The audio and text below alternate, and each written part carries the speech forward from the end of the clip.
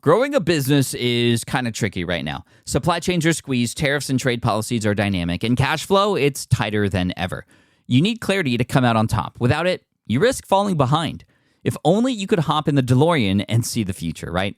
Thankfully, there's NetSuite by Oracle. NetSuite has real-time forecasting to help you move ahead with confidence. This is your AI-powered business management suite and the #1 cloud ERP. Trusted by over 42,000 businesses, NetSuite brings accounting, financial management, inventory, and HR all under one roof. It's your single source of truth, giving you the data and control you need to move quickly. And with AI built in, you can automate the busy work and focus on strategy. NetSuite helps you see what's stuck, what it's costing you, and how to pivot fast. If I were running a business with a lot of moving parts, I'd use NetSuite for full control over everything. Tame the chaos with NetSuite. If your revenues are at least in 7 figures, download the free ebook, Navigating Global Trade, 3 Insights for Leaders at netsuite.com/SPI. That's netsuite.com/SPI.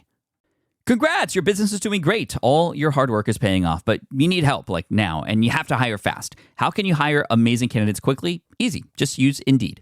When it comes to hiring, Indeed is all you need. Stop struggling to get your job post seen on other job sites. Indeed sponsored jobs help you stand out and hire fast. And with sponsored jobs, your posts jump to the top of the page for your relevant candidates so you can reach people you want faster. And it makes a huge difference. According to Indeed data, sponsored jobs posted directly on Indeed have 45% more applications than non-sponsored jobs. One of the things I love most about Indeed is that it has one of the largest databases of job seekers, giving employers access to a wide range of candidates. And with job alerts, I get notified when new candidates apply. And with Indeed sponsored jobs, there's no monthly subscriptions, no long-term contracts, and you only pay for results. So how fast? Well, in the minute that I've been talking to you, 23 hires were made on Indeed, according to Indeed data worldwide. There's no need to wait any longer. Speed up your hiring right now with Indeed. And listeners of this show will get a $75 sponsored job credit to get your jobs more visibility at Indeed.com/SmartPassive. Just go to Indeed.com/SmartPassive right now and support a show by saying you heard about Indeed on this podcast. Indeed.com/SmartPassive. Terms and conditions apply. Hiring, Indeed, is all you need. The perfect product launch. It's the goal for every brand marketer. High heat, fast sellout, and fans posting recipes like trophies. What do Sydney Sweeney's soap drop, Taylor Swift's tickets, and your next launch have in common? Well, they're not bought, they're bragged about. Fanfare turns your drop into a moment. Fanfare cues real fans, blocks bots, and builds launch experiences worth screenshotting. Want hype without the heartbreak? Get Fanfare's 5-step hype drop playbook with our proven success formula and make your next launch unforgettable at fanfare.io/playbook. Again, fanfare.io/playbook. The way this started, like I went to lunch with a buddy of mine when I was at this startup in New Jersey, and we went to the mall, and at the mall there was a Lego store. And I'd never been in a Lego store before. In fact, I didn't even know they existed. And I was like, we have to go in there. And he's like, oh, you're into Lego? And I'm like, yes. And we went in, and at the back of the store, there's a wall where you could... You're listening to Chad Collins, the founder of a number of extremely large events. Now, we've had episodes in the past about putting on your own workshops, putting on your own conference with maybe a few hundred, but imagine putting together an event in your space with tens of thousands of people. And not necessarily an event where it's just a bunch of speakers the whole time, but massive amounts of vendors in the space that you're in coming together. Imagine like a Comic Con in San Diego, but for your industry. This is what we're going to talk about today with Chad Collins. And you might be like, well, Pat, that's way too big for what I'm thinking, and it's out of my league. But I want you to hear the story about how Chad got started, why he's going down this direction, and how you could possibly do something similar, and how powerful that can be for your business and your brand and your life, and changing not just your life, but the lives of the attendees of that event too. And so we're going to talk about all that. But first, music, please. Welcome to the Smart Passive Income Podcast, where it's all about working hard now so you can sit back and reap the benefits later. And now your host. He doesn't like foods where the skeleton's on the outside of the animal. You know, like lobster. Pat Flynn. While DIY website tools are everywhere, most fall short on design and performance. Hit publish. Framer ships your site worldwide in seconds. No code, no compromises. Framer is a powerful, user-friendly platform that delivers developer-level results without writing a single line of code. Make your designs move and convert with Framer. Framer brings your site to life with powerful animations, dynamic content handling, and a design-first approach that helps your site stand out. Framer is the design-first, no-code website builder that lets anyone ship a production-ready site in minutes. Browse hundreds of pixel-perfect templates or even design something of your own on a totally blank canvas. Add bold animations like appear effects, text effects, scroll and looping animations, and much more in seconds. And it's free to start. The built-in AI handles the heavy lifting of generating starter layouts and can even translate your entire site to any language. On the back end, you'll get responsive breakpoints, built-in hosting, a flexible CMS, and privacy-friendly analytics. Ready to build a site that looks hand-coded without hiring a developer? Launch your site for free at framer.com and use code SPI to get your first month of pro on the house. That's framer.com, promo code SPI. Framer.com, promo code SPI. Rules and restrictions may apply. Do you know the secret to businesses that are scaling faster than ever? They're using Upwork to tap into a diverse pool of skilled freelancers across various industries. With Upwork, you can find specialized freelancers in marketing, development, design, and more. Experts who are ready to help you take your business to the next level. I've personally used Upwork myself and can vouch for it. Posting a job on Upwork is easy. With no cost to join, you can register, browse freelancer profiles, get help drafting a job post, or even book a consultation. From there, you connect with freelancers that get you and can easily hire them to take your business to the next level. Upwork makes the entire process easier, simpler, and more affordable with industry-low fees. Post a job today and hire tomorrow with Upwork. Visit Upwork.com right now and post your job for free. That is Upwork.com to post your job for free and connect with top talent ready to help you grow your business. That's Upwork.com. Again, Upwork.com. What's up, everybody? Welcome to session 347 of the Smart Passive Income Podcast. Thank you so much for joining me. My name is Pat Flynn, here to help you make more money, save more time, and help more people too. And today, like I said, we have Chad Collins from chadcollins.me, as well as openworldevents.com. He's going to tell us how this all got started and how you could possibly follow the same route too. I met Chad at an event that I was speaking at in Boise called Craft and Commerce. This is the ConvertKit conference. Chad was speaking on stage, and he talked about the story that you're going to hear about, and it was just completely mind-blowing. Plus, it really made me feel like that anybody could do this too. Is it for everybody? Not necessarily, and we'll talk about who this might be for and how it might fit into what you're trying to do. But let's not wait any further. Here's Chad Collins. Let's do this. Hey, what's up, Chad? Thanks for joining us on the SPI podcast. Thanks for being here, man. You got it, Pat. What's up? Dude, I want to know how you got into what you do. So before we get into that, tell everybody what you do. What are you known for in this space? Well, so we have an event production company called Open World, and at the end of the day, we do one thing and we do it well, and that's we produce massive family events. So define massive family event, because we've had people come on the show talking about events before, like conferences and little workshops and things like that. But tell me about what does this family event look like? Yeah, I mean, for us, massive really is the size and scope of the event, right? So we do events in like the Lego space. So we have an event called Brickfest Live. We also have another touring event called Mindfair, which is a Minecraft fan experience. And those events, will go into something like the LA Convention Center, where there's 150,000 square feet and it's between 10 and 20,000 attendees over a weekend. 10 to 20,000 attendees? Yeah, 10 to 20,000 attendees per weekend. And right now we're running at about 20 or so events every calendar year. Dude, that's insane. Why? Before we get into how you got into this, tell me what do you enjoy about that? I mean, that just seems super overwhelming to me to manage that many people at an event. Why do you do it? Well, I mean, look, at the end of the day, we got into this because I'm like a Lego fan, right? Right. As a kid, I was a Lego fan, mm-hmm. and when I was able to introduce my daughter to Lego, it kind of brought me all the way back. And at the end of the day, the reason why is because we want to get into the brains of these kids, and the events we have are also educational at the same time. So we believe that the more time you spend creating, whether it's in Lego or in Minecraft right now, it's wiring your brain a different way.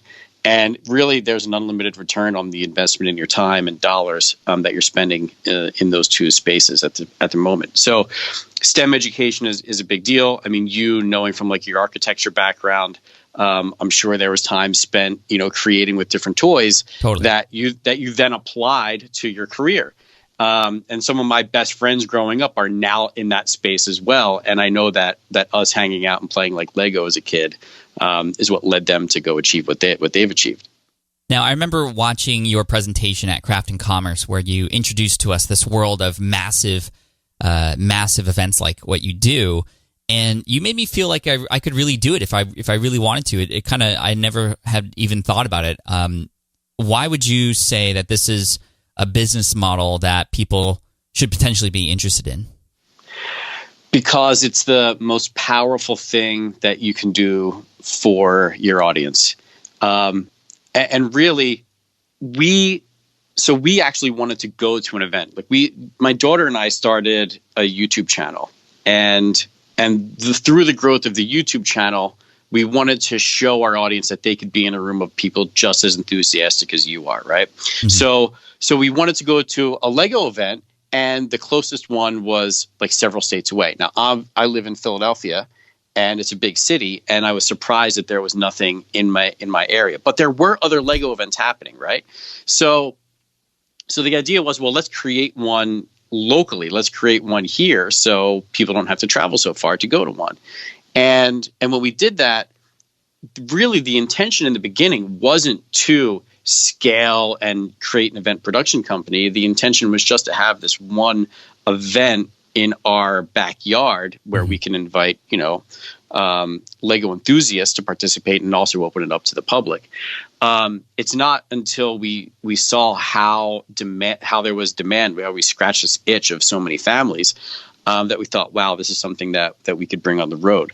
But to your point of, is this a viable business model? Is this something that I could do? I believe that, you don't have to come out of the gate and have a 20,000 person show, right? You can have an event, whether it's for 15 people or 1,500 people or 500 people, and do it well, even if there's other events that are in your space, right? You don't necessarily have to create something that doesn't exist, because the fact that you're creating it and that it's your people that are going to be coming to your event makes it unique enough, right? They're there oftentimes because of who is putting on the event, not necessarily because of the output at the end of the day. Right.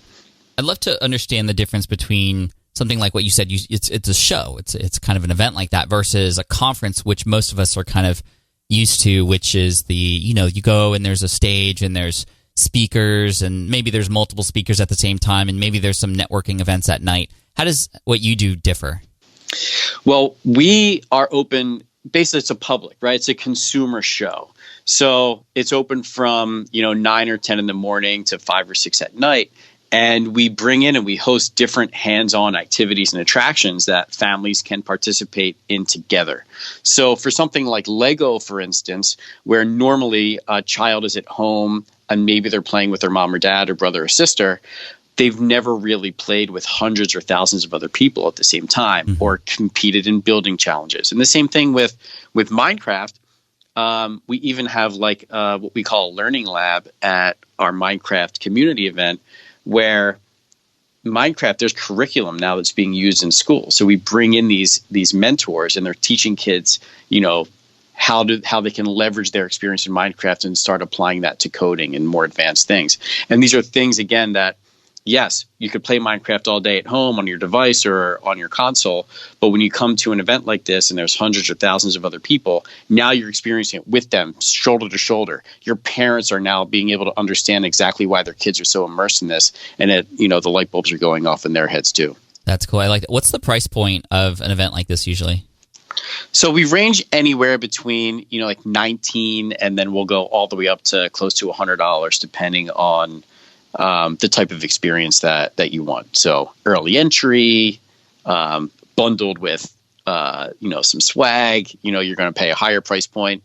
And then we also have, afternoon entry, where if you just want to come in for like the last last half a day of the show, then you're not going to pay for a full price ticket.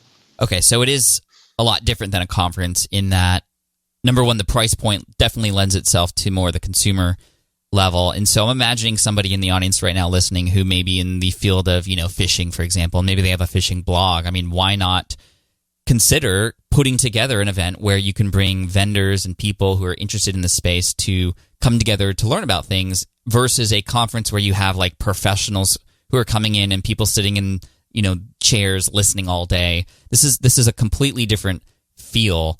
And I love that. And before we move on, because I have so many questions about like logistically how that all kind of happens, I would love to know like what were you doing before this, and kind of tell me a little bit more also about your daughter and kind of the YouTube channel and kind of like how did that even begin? Oh, for sure. So I started my career as an engineer for Lockheed Martin, and so I was in government contracting for a long time. Then went to work for a startup in New Jersey, and those two experiences, working for one of the biggest companies in the world and then working for literally like one of the smallest companies in the world, really lended itself for when I decided to launch this and kind of go on my own, to take a lot of what I learned in corporate America and for startup and apply it to this business, right? But like the way this started, like I went to lunch with a buddy of mine when I was at this startup in New Jersey, and we went to the mall, and at the mall there was a Lego store, and I'd never been in a Lego store before. In fact, I didn't even know they existed. And I was like, we have to go in there. And he's like, oh, you're into Lego? And I'm like, yes. And we went in, and at the back of the store, there's a wall where you could fill a cup with as many Lego bricks as you can. And I used to, like as a kid, write letters to Lego asking for like, I want to buy 4,000 of this specific piece, right? It was impossible back then. Right. And all they would do is send me back like catalogs in the mail. Like, oh, well, here's a catalog of all the new Lego coming out. So to see this and be like, oh my God, this exists now, was incredible. So I filled up a couple of cups. I brought them home. I showed my daughter. She was 7 years old at the time. And we started creating. The next day I went back to the Lego store, filled more cups, brought them home. And I didn't know this, but she was at home going on her iPad onto YouTube and typing in Lego and watching all of these Lego videos. So the second day when I brought home more Lego, she asked, hey, could we create a YouTube channel all about Lego? And I really didn't know anything about YouTube other than how to consume content. I knew nothing about how to post content. But I said yes. And we literally just leaned her iPad up against the couch, and we hit record, and we started making videos and posting them up to YouTube. Long story short, over 18 months, we posted over 500 videos, accumulated over 12 million views on our channel. And that's kind of what led me, I found you through that process. Just learning, like learning about monetization of the channel, learning about growth. Then that's what led us to want to initially create that very first event. How are you able to produce 500 videos that consistently? Was it kind of like a daily thing for you guys? I'd love to know that process. It was just about every single day. I would come home. I would either buy a Lego set from like the nearby Toys R Us or get some other stuff from the Lego store. I would come home after dinner. This is always after dinner. We would build the Lego set, and then we would film. So Jordan and I would sit in my office at home, and we would talk about the Lego that we built. And then after she went to bed, I would go back downstairs and I would edit the video and upload it to YouTube. So it legitimately was like the 7 p.m. to 2 a.m.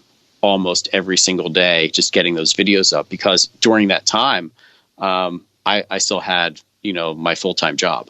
So, and there wasn't the intent to create this event, right? All we were doing is connecting with our audience, and we were just doing it consistently for 18 months. Why? I'm curious, like, what kept you going? Because I can imagine a lot of people, myself included, doing something similar for, a month or so, and kind of just like, okay, like this is cool, and then to do it for that long and have that many videos, I mean, there's got to be some reason why you kept doing it every single day. What was the main reason? The main reason was family bonding. That was the number one thing. Jordan was super into it. It was like, as soon as I got home from work, like immediately, that's what we're starting to talk about. And it really became like a fun family game. What we learned about YouTube, and especially in our space, was, especially with toy reviews, like we really like dove in and we're like, all right, what makes a channel pop? And it was being able to get product like before anyone else. If you were able to find that product before anyone else had it or anyone else had a review on it, you delivered it first. Well, now that gave your channel credibility that maybe some of the other channels didn't have. So it really became a game where we started to learn the schedule, and especially of Lego, like when are these brand new sets going to show up in the stores, and then how can we get our hands on them first? And then it was almost like a race, right? So we had like this game where we would get all the new sets, and then we'd build them and try and get the videos up. And that's when we really saw our view count and subscriber count grow. That's so cool. So yeah. I would imagine that at your house, you just have this giant collection of Legos. Like, how many would you say you have at this point? Oh, well, with Brickfest Live and a personal collection, I mean, literally millions and millions of Lego bricks. That's so cool. So let's talk about the first event. You had this idea to kind of bring the community together, just the local community. Mm-hmm. What all was the process of putting that first event together, and how many people showed up to that?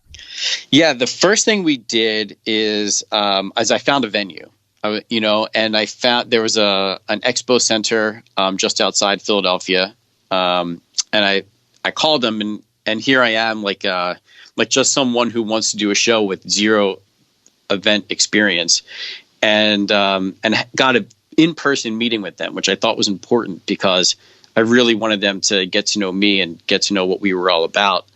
Because oftentimes, like big venues like that, don't want to necessarily take a shot with someone that doesn't have experience, right? Like normally, like a hotel with a couple thousand people is something that a first-time event would do. Right.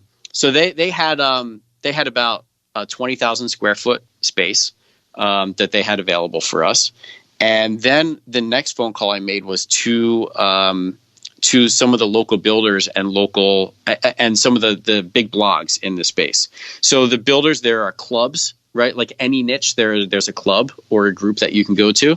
And I went to them and told them that I was thinking about doing this event and would they participate. And really, anyone that we asked, anyone that we had a connection with our channel from, everyone said, yeah, we would absolutely participate. So it was like good sign. Now, no one like threw any money down or anything like that. It was all verbal. Had you thrown money down for the event space at this point yet?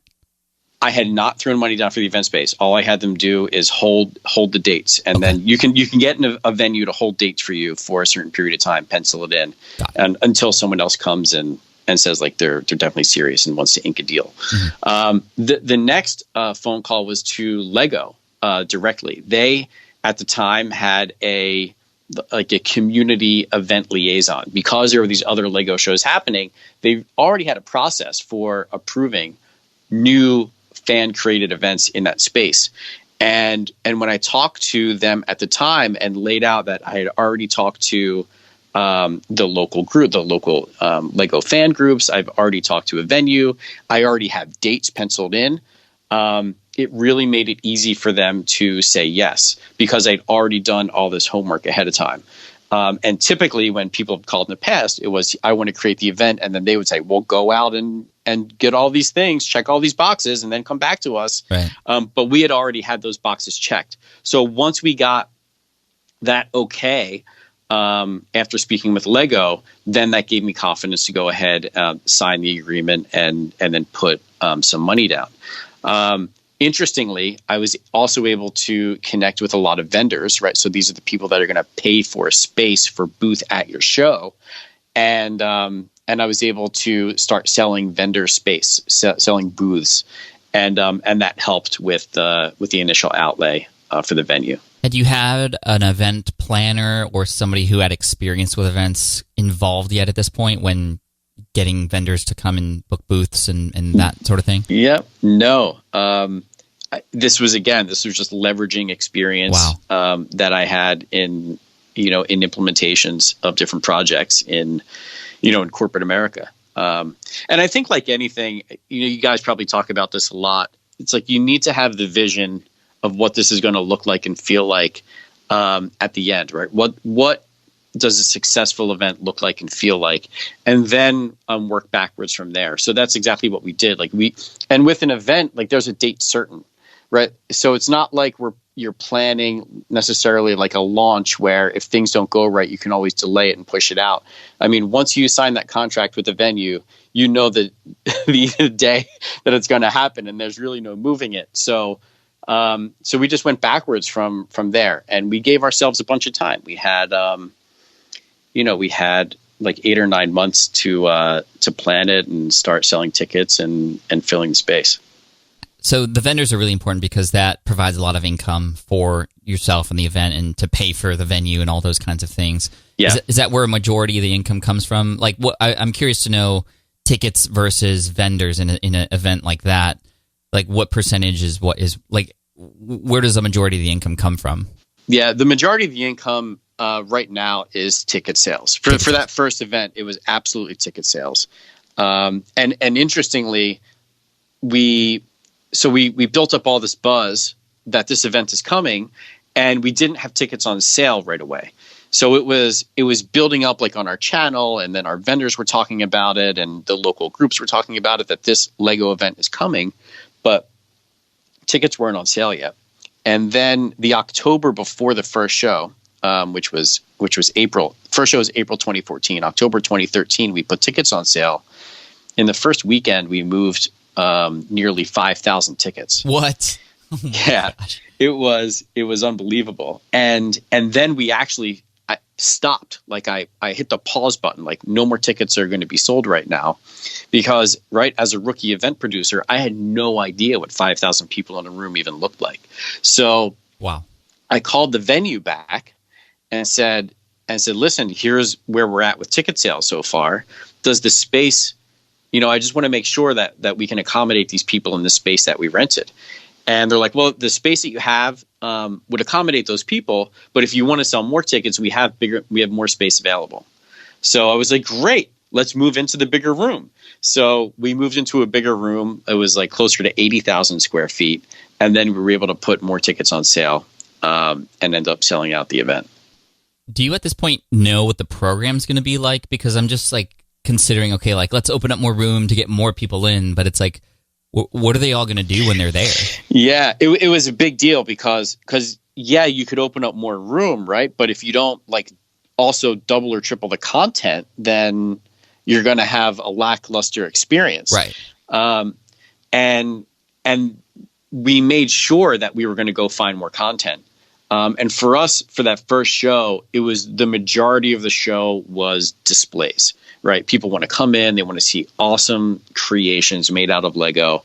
And it was up to us to go find it and then have them come, whether it meant, compensating them in some way to have it come, or just reaching out to other clubs that weren't necessarily local, and then having them travel and come to our event and put displays on. So we had people come in from different countries for that very first show and come display their Lego.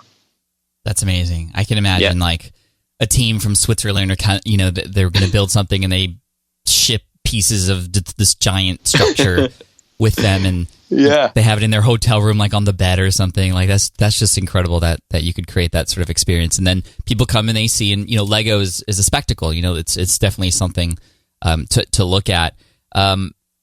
What is it? What was the name of that event? That event, the very first show was called Philly Brickfest. And actually now we run that Philly Brickfest every year in April. And it's the first 2 days are just for like the hardcore Lego fans. So we do have like special programming that's just for them. And then on Saturday and Sunday, we open it up to the public for the event that we call Brickfest Live. And Brickfest Live is the event that now tours nationwide. And where else have you been? So Brickfest Live's been all over the United States. We've been to Denver, we've been to New York, we've been to California, Pasadena.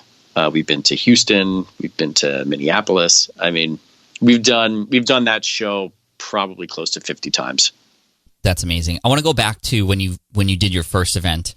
Yep. And go through a little thought experiments and situations with you. So let's say, for example, you're putting on your first event, and I'm a vendor that you're interested in having come attend your event, but it's your first time. So for me as a vendor, I'm a little bit like, okay, well, how do I know if this is going to be worth my time, worth my money, worth my team to go out there? What's your pitch to me as a vendor for your first time event? So I had drafted a letter that I emailed to a lot of these vendors. Now, remember, like, the YouTube channel was our foundation.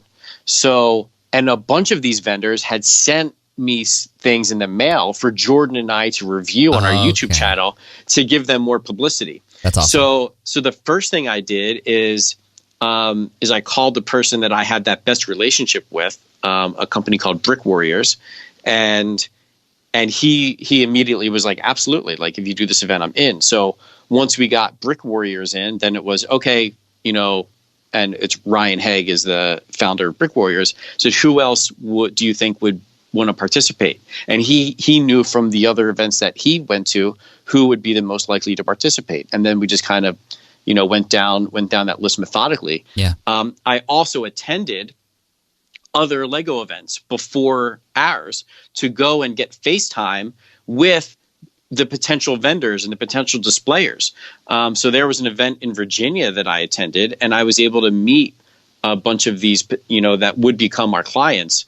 These vendors that were already displaying and selling, their wares at other Lego shows, and now I'm introducing them another market that they could come into. That's huge. Okay, so what about the example of I'm an influencer, and yes, you probably at this point with the YouTube channel have already had built a relationship with a lot of other influencers, but maybe there's like a big celebrity in this space. I don't know if like how would you approach that person to maybe come in and draw a crowd, obviously, if they were to say yes to make an appearance, or like I'm imagining, for example, like Comic-Con. This feels very Comic-Con to me. It's like a display and a announcement of new things, and Comic-Con is huge in San Diego, and I'm sad to say I've been in San Diego for over 20 years, and I have yet to go to Comic-Con, which is quite sad.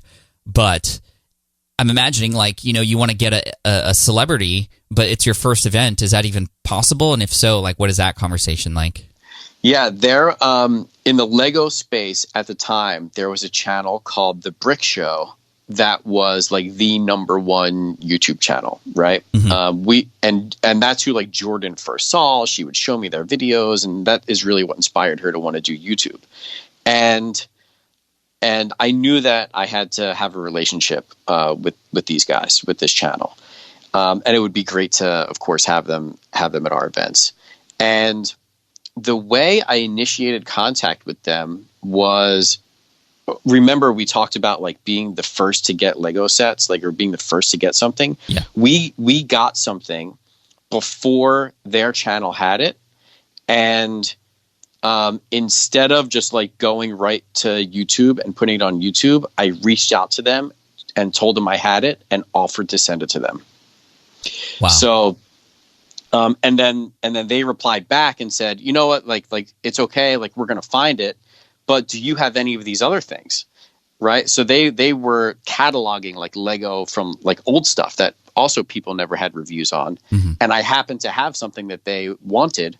So we started our relationship that way, where I shipped them some old Lego set that I had that they wanted to do a review on.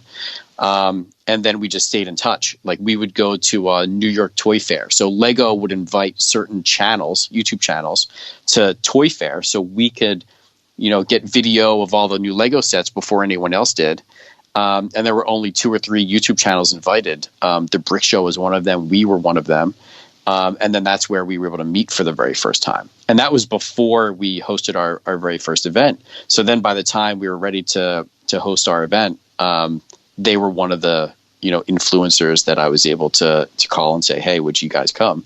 And of course they did. It's been great. That's awesome. That's so cool. And then the final thing related to this sort of setup of your first event here is, this is a Lego event.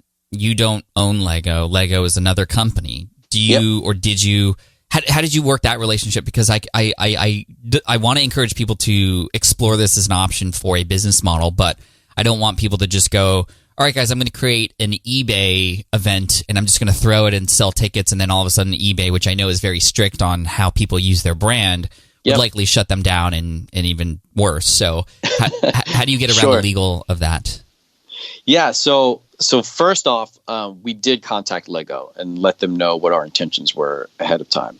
They have not licensed their IP to us, right? So we are Brickfest Live, an independent produced event. Okay. There are things that we are allowed to do. There are things we are not allowed to do, right? We are not allowed to use the Lego logo. We are not allowed to use the Lego minifigure.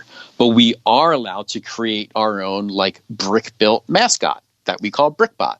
And that is the face of our brand. So that's a Lego-built character that is only associated with Brickfest Live, right? Cool.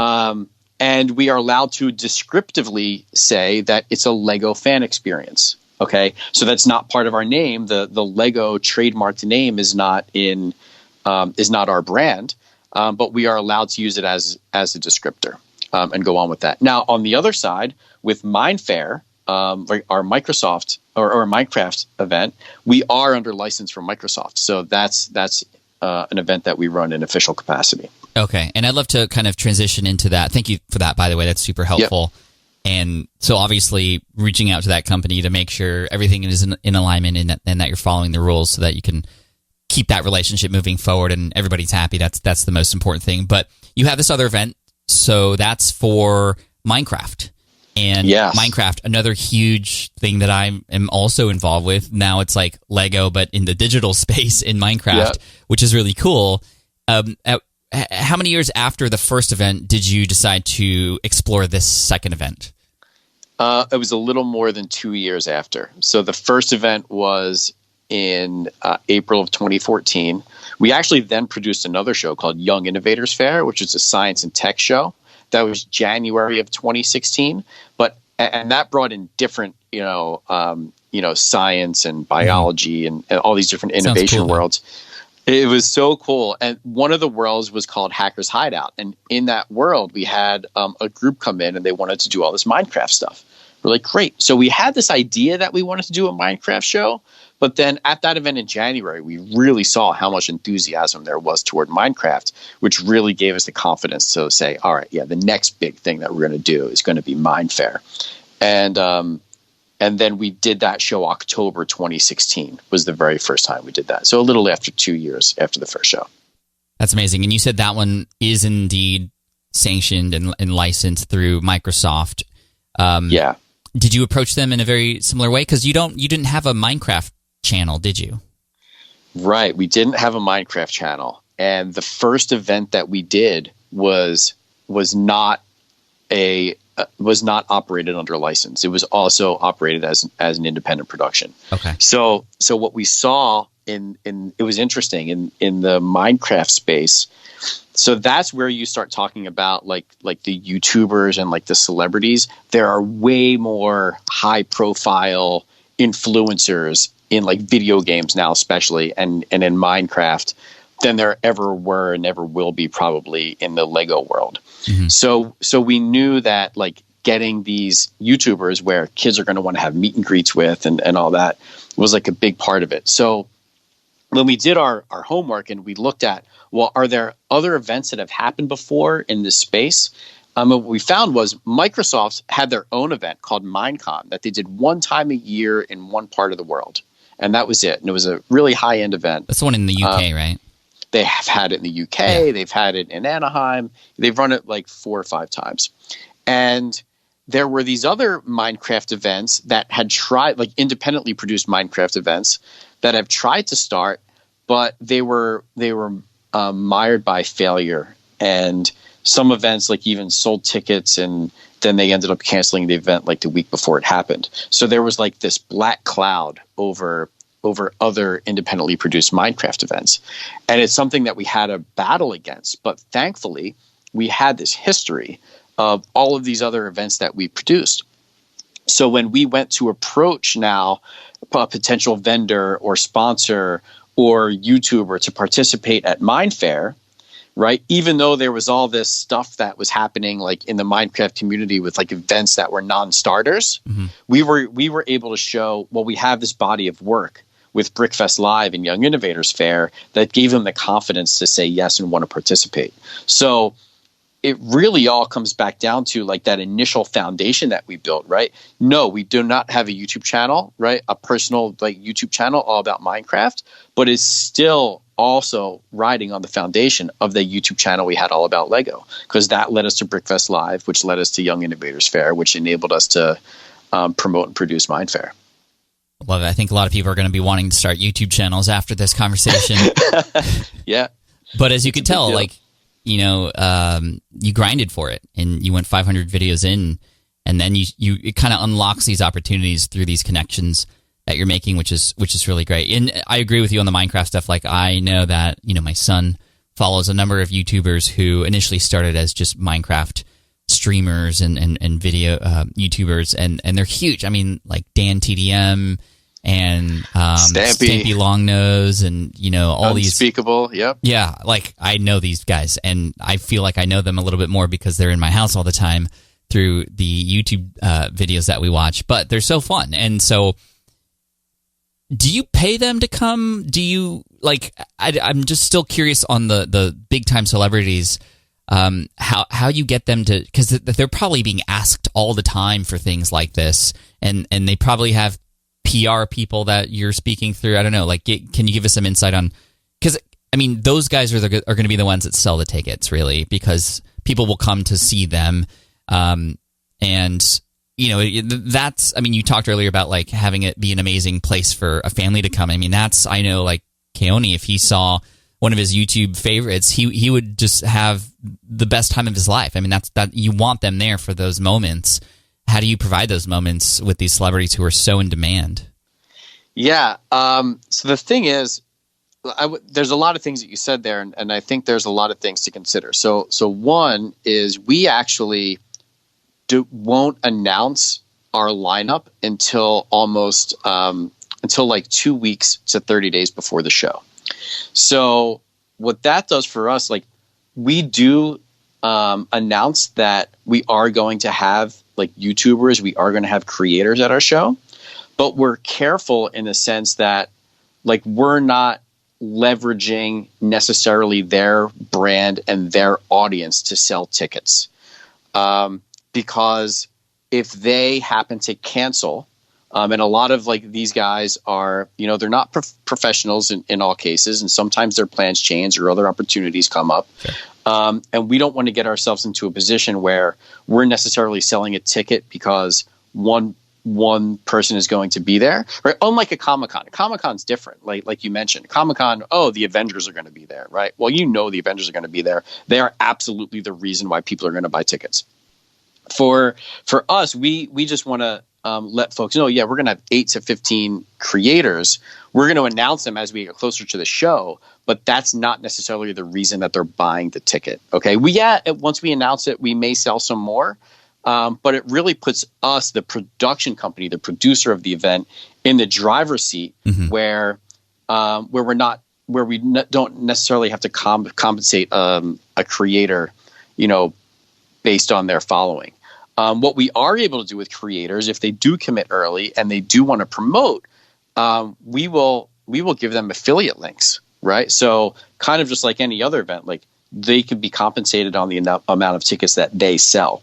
So for the most part, we provide, we'll get them to the event, and then they're able to monetize by, you know, selling their own merch, for instance. Okay. If so they have their own T-shirts of their band. Yep. We set them up on a stage and we create their experience at the show, and then they're able to monetize the fans and the audience that way.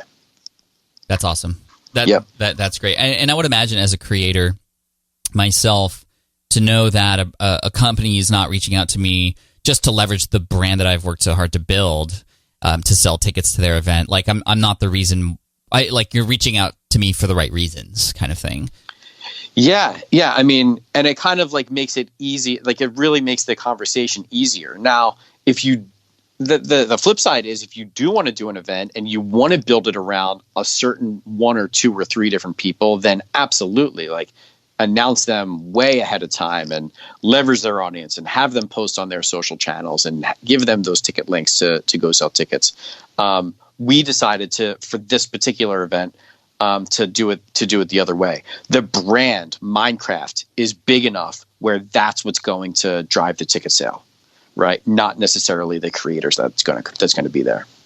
Dude, this is so insightful. The final topic I want to talk about before we finish up, and I also want to plug your events and your production company in case people want to learn more about all that stuff. So we'll do that in just a minute. But ticket sales in general, what are you doing for marketing and advertising for more tickets being sold? Yeah, so we primarily use Facebook for acquiring all of our leads and selling them tickets. And we know that mommy is the CEO of the household, and it is our mission to find as many mommies as we can, whether it be Instagram or Facebook. And we've created this process where, so imagine like when we used to go to concerts, right, as kids, like before the internet, I call this like the Billy Joel, right? The Billy Joel method. So Billy Joel would say, I'm coming to Philadelphia and tickets are going to go on sale on this day, and you could only get them at Tower Records. And we used to sleep out on the sidewalk and until the night before. So when tickets went on sale, we got the best seats. Right. So there's a lot of people that are listening. They're like, oh my God, like we used to do the same exact thing. So now how are we able to do that same thing in an online, like how do you do that online? And what we've done is we've created this like pre-sale wait list where we get people to opt in, but they're not opting in for, a how-to guide. They're opting in for the right to be the first to know when tickets go on sale. So we'll run like a 2-week lead acquisition campaign where people are just opting in for the right to know when tickets go on sale. And then we tell them tickets are going to go on sale at, on this day at this time. And then that's when they get the email with their secret link that isn't advertised on the website. They're only getting it because they opted in. And that's going to get them access to that first batch of tickets that go on sale at the very best price. So that's like phase one, right? It's phase one. And then it's really, it's a cycle of rinse and repeat. So we'll do pre-sale, we'll do super early bird, advanced, and we'll continue that process all the way up until the event. Dude, that's so cool. Thank you for sharing that with us. And sure. Before you go, tell us all the good places to go and check out more of what you have going on, including your events and your company and all that. Yeah, I mean, you could definitely check out openworldevents.com. Then you can see all the productions that we have and where they're going to be coming. If they're coming to a city near you, we'd love to have you. And then for me, you could check out chadcollins.me or look me up on Instagram. That has become my favorite platform. Dude. Love it, man. Thank you so much for the value today. It's very inspiring, and I think it could potentially open up a lot of big opportunities for people. So I appreciate you, man. You got it, Pat. It's been fun. All right. I hope you enjoyed that interview with Chad Collins. Again, you can find him in a couple places, chadcollins.me, as well as openworldevents.com. And I'm looking to bring in my family to one of those events very soon. Chad, thank you so much, man. I appreciate you coming on and just everything you're doing, especially to help inspire kids in the realm of education and, Minecraft and all that stuff does play a big role in education as well. So keep doing what you're doing, and thank you for the inspiration today. Hey, and really quick, I wanted to talk to you about something that happens every month here. I offer a free training to help you get started with affiliate marketing. Affiliate marketing, for those of you who don't know, is generating an income by recommending other people or other companies' products. And what's really cool is your target audience is already buying a lot of these products. And if you can be the one to let them know about it, that company can offer you a little bit of a kickback as a thank you. And I provide this free training every single month. I teach you a number of things such as passive and active ways to create campaigns to sell more of other people's products, plus my secret weapon for affiliate marketing that most people don't do. Now, if this is of interest to you, all you have to do to sign up is go to smartpassiveincome.com/AMM. That's AMM for Affiliate Marketing Masterclass. smartpassiveincome.com/AMM. You register and sign up there, and I'll see you on the call. For those of you that want to get links to all the great things that we talked about today, all you have to do is go to the show notes page at smartpassiveincome.com/session347. Again, smartpassiveincome.com/session347. A big shout out and thank you to everybody who has recently left a review on iTunes and wherever you're listening for the Smart Passive Income podcast. It just means so much to me. I do get notified when I get them in. I have some tools that help me see them no matter what country you're in. So again, thank you so much for all those amazing reviews, and just keep on rocking, guys. I cannot wait to serve you in the next episode. If you are not yet subscribed to the Smart Passive Income podcast, all you have to do is pull out the device and hit subscribe, and I appreciate you so much for that. Have an amazing day, and I'll see you in the next episode. Cheers. Thanks for listening to the Smart Passive Income podcast at www.smartpassiveincome.com.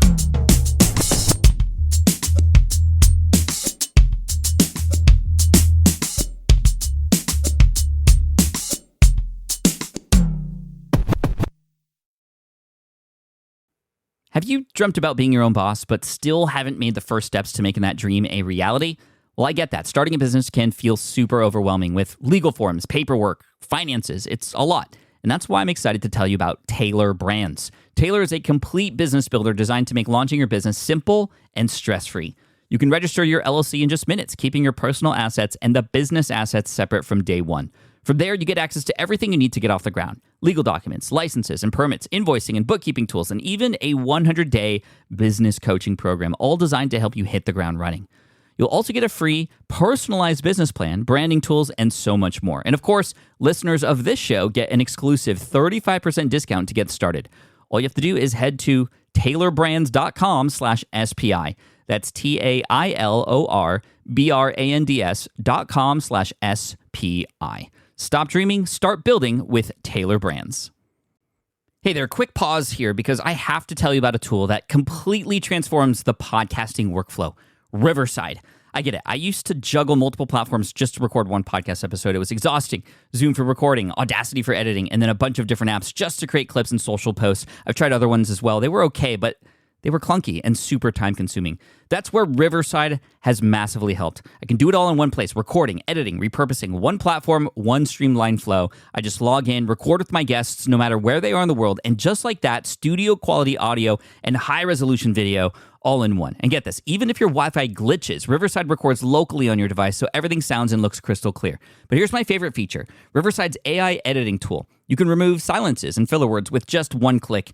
Hours saved. With Magic Clips, Riverside also automatically finds the best moments and turns them into ready-to-post videos for YouTube Shorts, TikTok, Instagram, all without the extra editing. So if you're looking to level up your production quality and simplify your workflow, go to smartpassiveincome.com/Riverside and use code SMART to get 1 month free on the Pro plan. That's smartpassiveincome.com/Riverside, promo code SMART. It's built by creators for creators, and I think you're going to love it.